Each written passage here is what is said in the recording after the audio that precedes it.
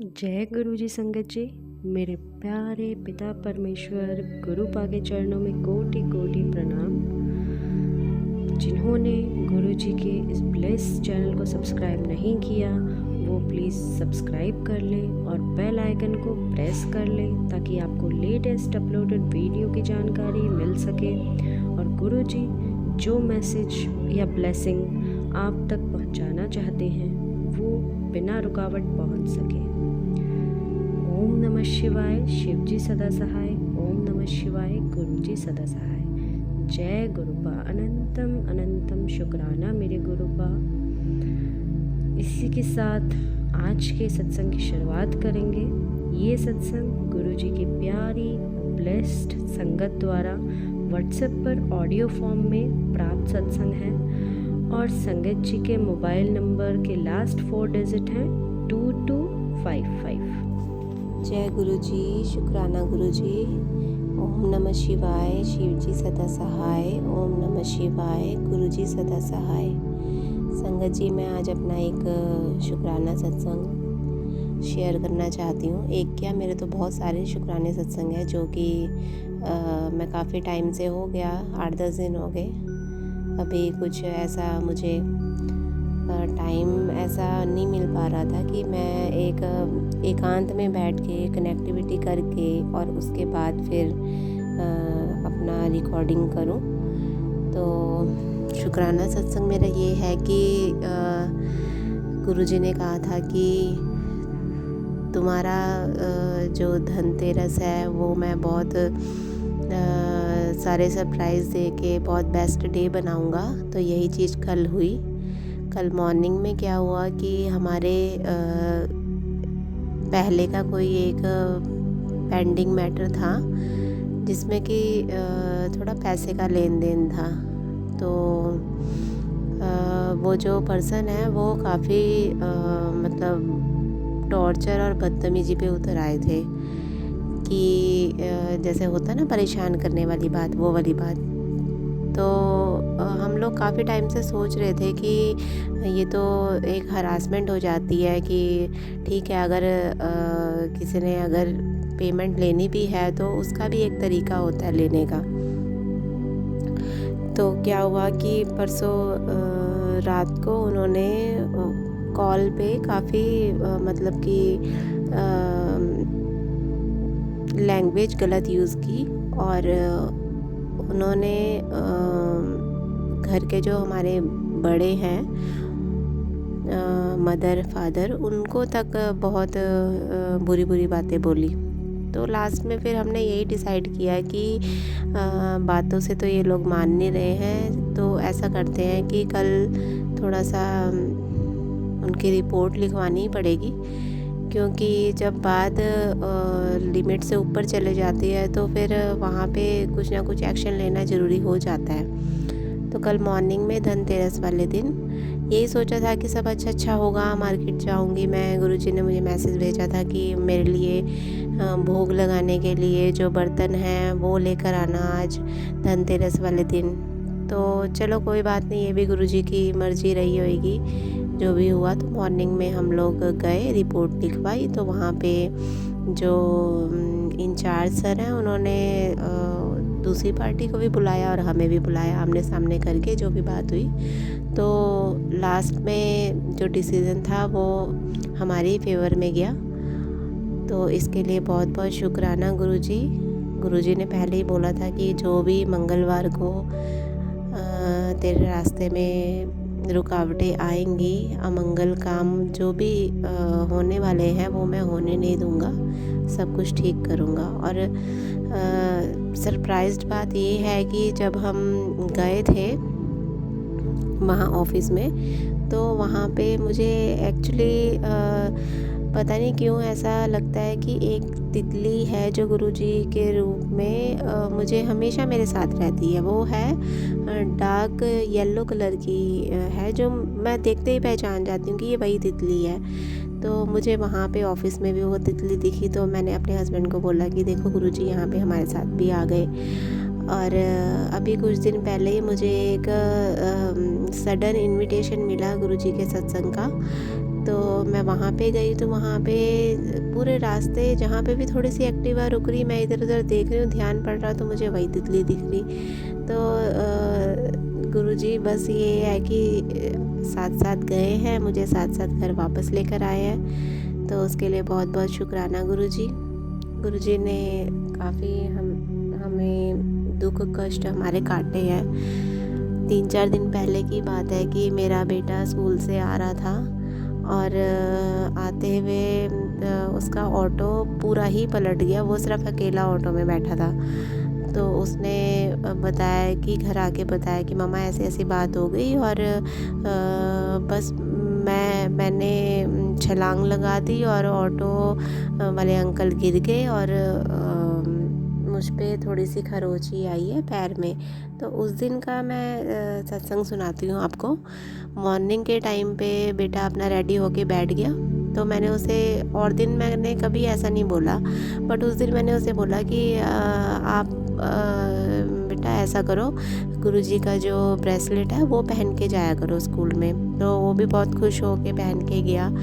तो उसी दिन में ये चीज़ हो गई कि ऑटो पलट गया, एक्सीडेंट हो गया और घर आके सीधे मेरा ध्यान उसकी कलाई पे गया और देखा तो गुरुजी का ब्रेसलेट पहना था।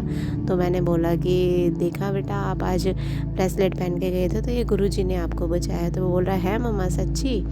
तो अब वो खुद ही पूरे दिन पहन के रखता है, स्कूल जाता है तब भी पहन के रखता है, वैसे भी पहन के रखता है। तो उसकी भी काफ़ी आस्था है गुरुजी के लिए। उसके लिए बहुत बहुत शुक्राना गुरुजी की। गुरुजी ने मेरे बच्चों को भी अपनी शरण में ले रखा है, हस्बैंड को भी ले रखा है, उनको आशीर्वाद देते हैं वो। तो और भी बहुत सारे सत्संग हैं, जैसे कल धनतेरस का ही बताती हूँ कि हम लोग वहाँ से फ्री हुए। उसके बाद थोड़ी देर में मैंने अपने हस्बैंड को बोला कि चलो थोड़ा मार्केट ही होके आ जाते हैं, क्योंकि इवनिंग में तो बहुत भीड़ हो जाती है मार्केट में। तो हम लोग गए और जैसे ही गए वैसे ही मैंने आज तक कभी ऐसा भोग के लिए लिया नहीं, कभी ऐसे मतलब कि बर्तन जो सेट आता है ऐसा कुछ कभी लिया नहीं। ये मेरा फर्स्ट एक्सपीरियंस था। तो मैंने उनको बोला, और एक छोटी सी गुड़िया थी उस शॉप में, बर्तन शॉप में अटेंड किया उसने हमें। तो मैंने उसे जस्ट थोड़ा सा ही बोला कि मुझे भोग के लिए चाहिए। तो उसने सीधे बोला कि अच्छा आप कान्हा जी का सेट बोल रहे हो भोग का? मैंने कहा हाँ जी। मन में सोचा कि हमारे गुरुजी कान्हा जी ही तो हैं। तो उन्होंने सेट दिखाया, उसमें एक मीडियम साइज़ की प्लेट थी, 2 बाउल थी छोटी छोटी, एक स्पून था, एक छोटा सा ग्लास था और उसमें बना था मोर का निशान।